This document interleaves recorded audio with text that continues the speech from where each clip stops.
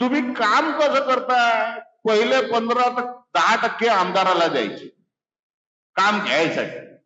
काम घेतल्यावर 18% जीएसटी भरायचा आहे, त्याच्यावर 6% तुमचं कटणार आहे.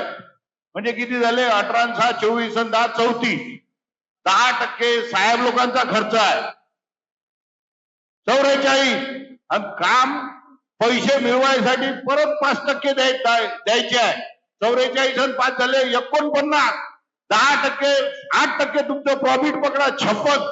34% त्याचा काम होणार आहे का?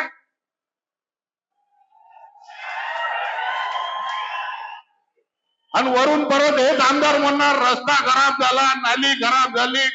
भाड खाणं बंद करा ना तुम्ही. सर्वांनी जर पैसे खाणं, मी तर म्हणतो कॉन्ट्रॅक्टर जसा सैनिक देशासाठी लढतो तसा कॉन्ट्रॅक्टर सुद्धा देशासाठी काम करतोय.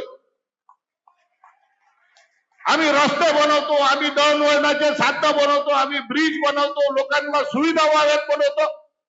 तुम्ही याच्यात भाडं एवढी खाणार की त्याच्या घरचे लेकरं जगणं मुश्किल होणार आहे ठेकेदाराचे. यायचेच लेकरं मोठे करा लीडर लोकांचे, आणि त्याच्यासाठी काम करता का तुम्ही? पहिले तर सर्व जणांनी काम बंद करणे, पैशासाठी आंदोलन करणे, टेक्निकल प्रॉब्लेम, ते आपसातले वाद, याला काहीही अर्थ नाहीये.